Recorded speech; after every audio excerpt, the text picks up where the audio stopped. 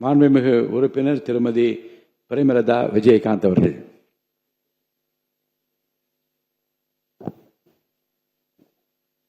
சட்டப்பேரவை தலைவர் அவர்களே, முதலமைச்சர் அவர்களே, எதிர்க்கட்சி தலைவர் அவர்களே, இந்த அவையிலே வீற்றிருக்கும் அனைத்து சட்டமன்ற உறுப்பினர்களுக்கும் முதல் கண் வணக்கத்தை தெரிவித்துக் கொள்கிறேன். இன்றைக்கு சட்டப்பேரவையிலே பேசப்பட்ட இந்த தீர்மானம் ஒட்டுமொத்த தமிழக மக்களின் வாழ்வாதாரத்திற்கும் மிக முக்கியமான ஒரு தீர்மானம். எனவே இதை யாரும் மறுக்கப் போவதும் இல்லை, ஏற்காமல் விடப் போவதும் இல்லை.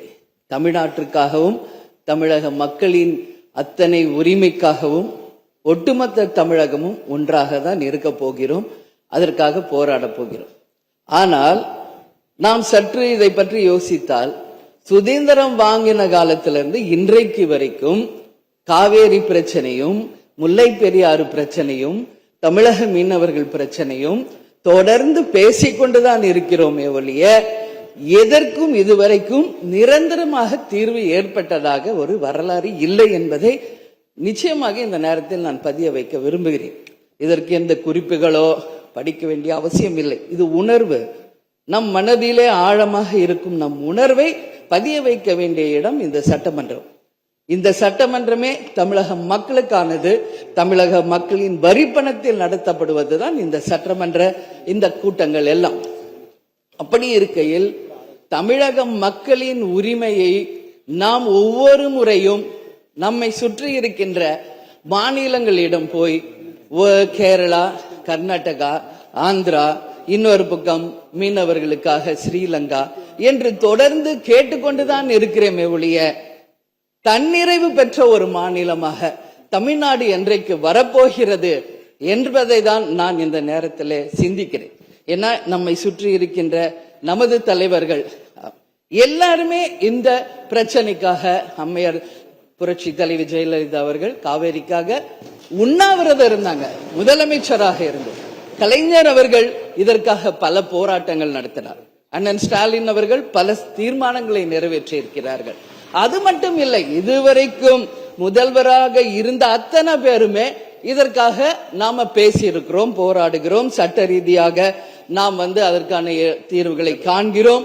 அது மட்டும் இல்லை, காவிரி மேலாண்மை ஆணையம் ஒரு தீர்ப்பு சொல்றாங்க, உச்ச நீதிமன்றம் ஒரு தீர்ப்பு சொல்றாங்க. எதுவும் பேசியும் இதுவரைக்கும் தீர்வு இல்லை. இப்பொழுது முதல்வராக பதவியேற்றிருக்கும் சிவகுமார் அவர்கள் சொல்றாரு, நாங்க பேச தயாராக இருக்கிறோம் என்று. நமது முதல்வரும் சிவகுமார் அவர்களும், நான் என்ன சொல்றேன், இது எல்லாரும் மக்களுடைய, இப்போ இந்த அவை இது முக்கியமான சட்டமன்றம். இங்க வந்தவொன்னு எல்லாருக்கும் என்ன கொடுக்கறாங்க? தண்ணி தான் கொடுக்கறாங்க. அப்போ ஒவ்வொரு மனிதருக்கும் தண்ணி தான் முக்கியம். இன்னைக்கு காவேரி தாயின்னு தான் நம்ம சொல்றோம். ஒரு தாயின் ஒரு குழந்தைக்கும் எப்படி தாய்ப்பால் இன்றியமையாதோ அது பாருங்க, அத்தனை பேரும், அது விவசாயிகளா இருக்கட்டும், குடிமக்களாக இருக்கட்டும், இங்கு மிக முக்கியமானது குடிதண்ணீர். நீரின்றி அமையாது இவ்வுலகு. அதனால முதல்வர் அவர்களே, உங்களை நான் கேட்டுக்கிறது, எப்படி மின்மிகை மாநிலமாக தமிழகத்தை உருவாக்கணுமோ அது மாதிரி மின்மிகை நீர் மேலாண்மையை நாம் நிச்சயம் உருவாக்க வேண்டும் என்று கேட்டுக்கொள்கிறேன். மழை நமக்கு ஒரு கொடை, கடவுள் கொடுத்தது.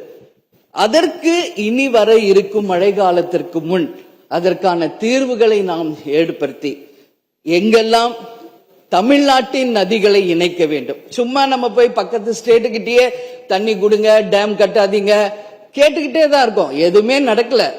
அதனால சொல்றேன், தன்னிறைவு மிக்க மாநிலமாக நம் தமிழ்நாடு உருவாக வேண்டும் என்று மாண்புமிகு முதல்வர் அவர்களை நான் கேட்டுக்கிறேன். தமிழ்நாட்டில் இருக்கிற நதிகளை நாம் இணைப்போம், எல்லா இடத்துலையும் தூர் வாருவோம். வரப்போகும் மழைக்காலத்திற்குள்ள அந்த நீரை எப்படி சேமிக்க வேண்டும் என்பதை நாம முடிவு செய்யணும். வீணாக கடல்ல போய் நீர்ல கலக்கிறத தடுத்தாலே தமிழ்நாடு மின்மிகை நீர் மேலாண்மை நிச்சயம் வரும் என்பதை தெரிவிச்சுக்கிறேன். இதுல யாருக்கும் எந்த மாற்று கருத்தும் இருக்காது. தமிழ்நாடின் உரிமை என்றைக்கும் நாம் விட்டு தர முடியாது. முன்னொரு காலம் புரட்சி கலைஞர் கேப்டன் எதிர்கட்சி தலைவராக இருந்தபோது தமிழகத்தின் பிரச்சனைக்காக அனைத்து கட்சியும் ஒன்று திரட்டி டெல்லிக்கு சென்று பிரதமரை சந்தித்து தமிழக மக்கள் சார்பாக கோரிக்கை வைத்தார். அதுபோல் தேவைப்பட்டால் அனைத்து கட்சியையும் நீங்கள் ஒன்றாக அழைத்து சென்று தமிழக மக்களின் உரிமையை நிலையாக உறுதியாக நீங்கள் நிலைநாட்ட வேண்டும் என்பதை நான் கேட்டுக்கொள்கிறேன்.